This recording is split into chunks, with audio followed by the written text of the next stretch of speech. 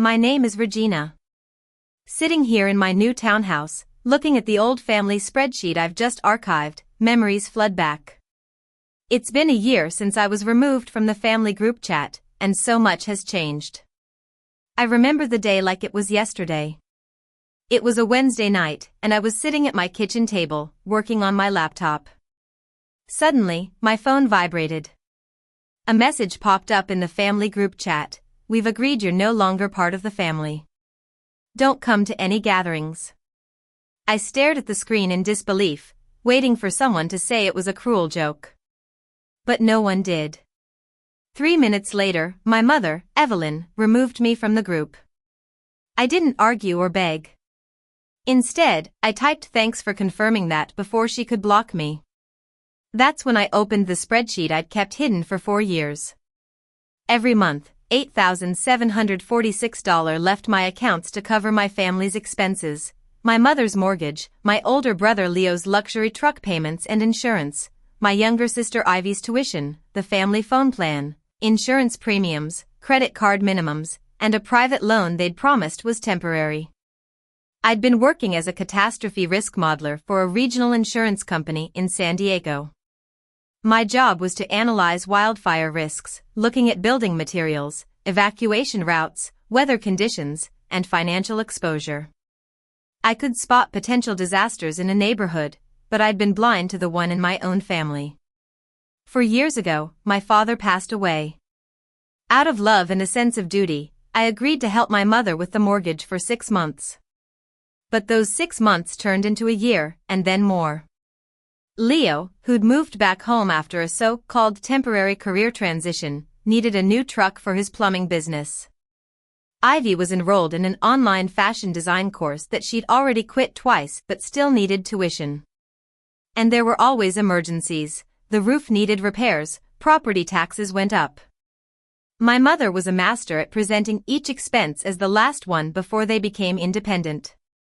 I had a good salary and earned performance bonuses during severe wildfire seasons. Instead of saving or investing for my own future, I kept rescuing them. I even declined a great job opportunity in Seattle because my mother said she couldn't handle the household if I was away. The first hint that my sacrifices were meaningless came on my 30th birthday. I'd worked a 14-hour shift during a major fire event and then drove to my mother's house in Escondido. She'd promised a small dinner, but when I arrived, Leo's friends were in the backyard celebrating his new truck. The $1,284 monthly payment for that truck came from my account. There was no cake for me. My mother handed me a grocery store cupcake from the freezer and laughed, saying I was too successful to need a fuss. 10 minutes later, she asked if I could cover Leo's commercial vehicle insurance because his business was growing. I should have walked away then, but I opened my banking app instead. On that fateful Wednesday night, as I sat at the table, I decided it was time to take control of my life. I started canceling the automatic transfers. My hand trembled over the cancellation button as memories of my mother's sobs in the bank parking lot after my father's death flashed through my mind. But then I remembered how she'd used the money I gave her to take Leo and Ivy on a vacation to Hawaii, claiming it was a free invitation from a friend. I canceled Leo's truck payment too. He'd once borrowed $12,000 from me for new equipment.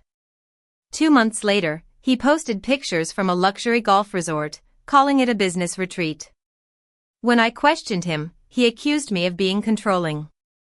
Ivy had asked for emergency tuition, saying she'd be expelled if I didn't pay by midnight. The next day, she posted pictures from a music festival in Coachella. She insisted she'd bought the tickets months ago, but my card statement told a different story. At 1:12 a.m. I received the final cancellation confirmation. I downloaded all the records, removed my family as authorized users from my cards, froze my credit, changed my banking passwords, and sent an email stating that I'd no longer pay for a household that had excluded me. Within minutes, my phone started ringing. Leo called 6 times, Evelyn 9 times, and Ivy sent messages saying that my mother didn't mean it. The mortgage broker called twice, and Leo left a voicemail saying, Put everything back before morning, Regina. You're not allowed to destroy this family because your feelings got hurt. The next day, things got worse. By 8 a.m. I had 22 emails from my mother. The first few called me cruel and unstable, and the others reminded me of my father's trust in me to hold the family together. One email even claimed the mortgage was already in foreclosure, which was impossible since the payment wasn't due for 9 days. At lunch, a co-worker showed me a public post Leo had written. He claimed I was a wealthy sister who'd cut off medical support for our grieving mother after becoming obsessed with money. He painted a false picture of me, and many relatives believed him. An aunt I hadn't heard from in years called me heartless, and a cousin suggested praying for my narcissistic spirit. That afternoon, Ivy called from a friend's number. Her voice was shaking as she said, "Leo says you're going to make us homeless." I told her I'd canceled the payments because our mother had kicked me out of the family. She said she didn't agree with the decision but didn't want to get involved. I was angry. I reminded her that she'd let me pay her tuition while saying I used money to control her. She admitted that Leo had told her to write those comments. Then, she said our mother was in urgent care because of chest pain. For a moment, I almost rushed to the hospital. But then she admitted they were still at home, and our mother refused to be examined because she didn't have time to wait. Leo had decided it was stress-related. I told Ivy that if our mother was really sick, she needed proper medical care, not my money. That evening, I received an email from a local attorney representing my mother and brother. It demanded that I reinstate the payments within 48 hours or face a civil claim for damages. Attached was a family financial agreement with my signature. But I knew it was forged. I remembered a Thanksgiving dinner 2 years ago when my mother had asked me to sign a blank piece of paper to help with some calligraphy practice. I contacted a forensic document attorney, Mr. Singh, recommended by my employer's legal department. After reviewing the file, he advised me not to contact my family directly. He sent a notice to their attorney, requested the original document, and warned them of the consequences of enforcing a forged agreement.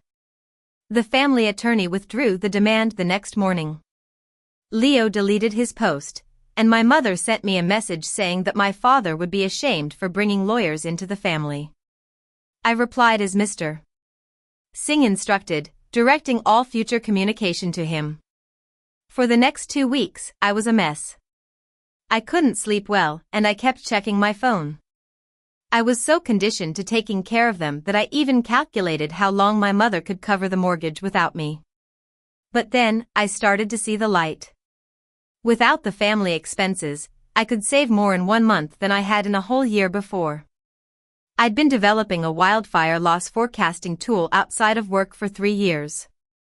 It incorporated more detailed data than existing systems, looking at things like vegetation maintenance, roof geometry, and road width. A former colleague, Maya, had always encouraged me to start an independent consulting platform, but I'd always refused because I needed a stable income for my family. Now, I used part of my first month's savings to hire a software contractor named Ryan, an old friend who specialized in geospatial systems. Maya helped me design a business plan, and we named our platform BlazeGuard Analytics.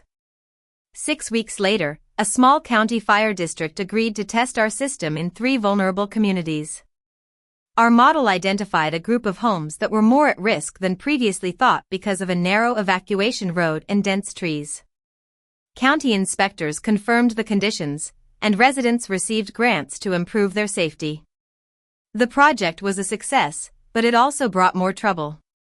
Leo posted a comment saying it was strange that I suddenly had money for a vanity business after leaving our mother to lose her home. My mother commented that ambition without loyalty was a moral failure. Several relatives joined in until Maya responded with a screenshot of Leo's luxury truck. He deleted the post within an hour, but then an anonymous account started leaving negative comments on BlazeGuard's page, claiming I falsified data and mistreated my mother. Meanwhile, the financial consequences of my family's spending caught up with them. Leo's truck lender called because of missed payments. My mother received a notice that the mortgage was past due, and Ivy's school suspended her online courses. Instead of working together to solve the problems, they blamed each other.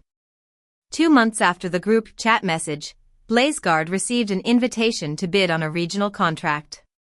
The project was worth $640,000 over 2 years and could allow me to leave my full-time job. I kept quiet until the bid was accepted. The day the contract was announced online, my mother called from a new number. I let it go to voicemail. She said, "Regina, I've been thinking. Families say things when emotions are high. It may be time to put pride aside." But she didn't apologize or congratulate me. She just assumed my growing business meant the family bank had reopened. 3 days later, my mother was admitted to the hospital for dangerously high blood pressure. This time, it was real. Ivy sent me a photo of her hospital bracelet and asked me to come. I sat in my car outside BlazeGuard's office, looking at the picture, questioning myself.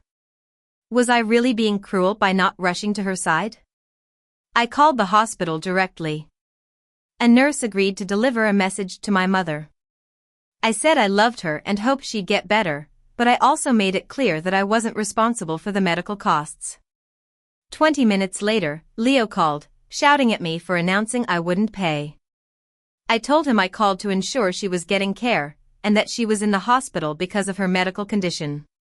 When he said she could lose the house, I suggested he sell his truck. He went silent because the truck represented his successful business image.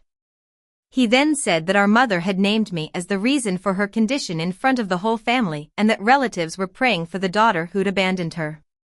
He said I had one chance to fix things, restore the mortgage transfer, cover the hospital deductible, and publicly apologize.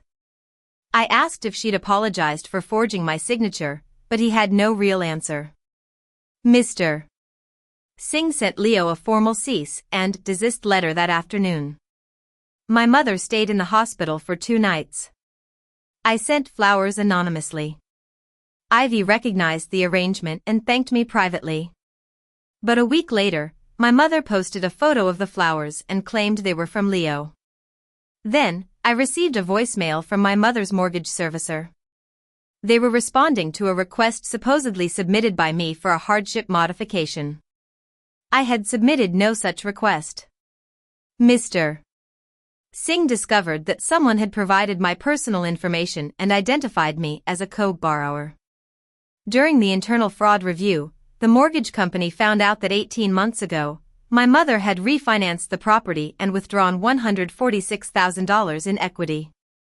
She'd never told me.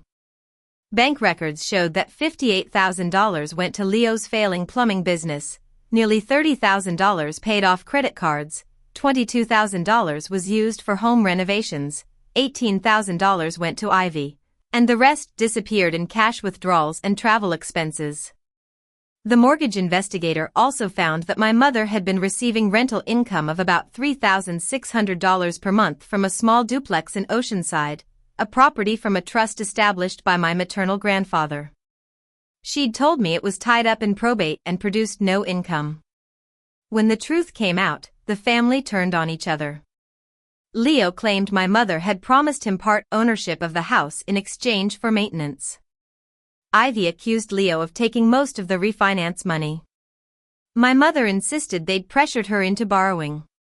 Each of them contacted me with evidence against the others, hoping to get me to come back. Things reached a boiling point when Leo showed up at a public meeting where I was presenting BlazeGuard's wildfire model. He accused me of financially abusing our mother and forcing her into foreclosure. But I was ready. I showed the county officials the cease and desist notice, the withdrawn legal claim based on the forged signature, and proof that I'd never controlled the family property. The county attorney asked him for evidence of my misuse of public funds or falsification of data, and he had none. After that incident, Leo's business started to collapse. His largest client terminated their contract, and smaller clients followed. His employees complained about unpaid wages, and a supplier filed a claim for unpaid invoices. His truck was repossessed, and the house entered foreclosure proceedings. Ivy finally moved out. She got an administrative job at a clothing store and rented a room from a co-worker. She asked if I'd pay the deposit, but I said no. Instead, I helped her review the lease. She later admitted that our mother had ordered my expulsion from the family chat after I refused to pay for a luxury cruise for her 60th birthday. My mother moved in with an older cousin after the house was sold. The sale covered most of the mortgage, but there was little left after fees and debts. Leo moved into a weekly motel. He still blamed everyone but himself for his problems. 3 months after the meeting, my mother asked to meet me at a coffee shop. Mr. Singh advised me not to go alone, so Maya came with me. My mother arrived with a folder. Her first words were, "I want you to see what you caused." The folder contained photos of the empty house, Leo's repossession notice, and her hospital bill. I told her I wasn't responsible for what had happened. She said a daughter who loves her mother wouldn't stand by while everything fell apart. I countered that a mother who loves her daughter wouldn't manipulate her for money. She claimed it was all to keep the family together, but I pointed out that she'd thrown me out. She then pushed the hospital bill towards me and said, "At least take care of this." The balance was $6,380. I slid it back and said no. She got angry and called me cold and ungrateful, saying BlazeGuard would fail. I listened quietly and then left, saying I hoped they'd all learn to take responsibility for their lives. That night, my phone stayed silent. 1 year later, BlazeGuard Analytics expanded into 2 additional states. We hired 6 employees, and our models were helping many communities prepare for wildfires. I bought a modest townhouse, and sitting here now, I've finally learned that love doesn't mean sacrificing my own future for others. Ivy and I have slowly rebuilt a limited relationship. She's paying her own way and has apologized. Leo still blames me, but I don't respond. My mother sent me a birthday card with a note that said, "Families should forgive," but she didn't acknowledge her role. I put the card in a drawer. I've come to realize that setting boundaries isn't selfish. It's necessary for my own survival. Sometimes, letting go is the only way to grow and to show others that they need to take responsibility for their own lives. So, I ask you, have you ever been in a similar situation? How would you respond if those who depend on you suddenly push you away?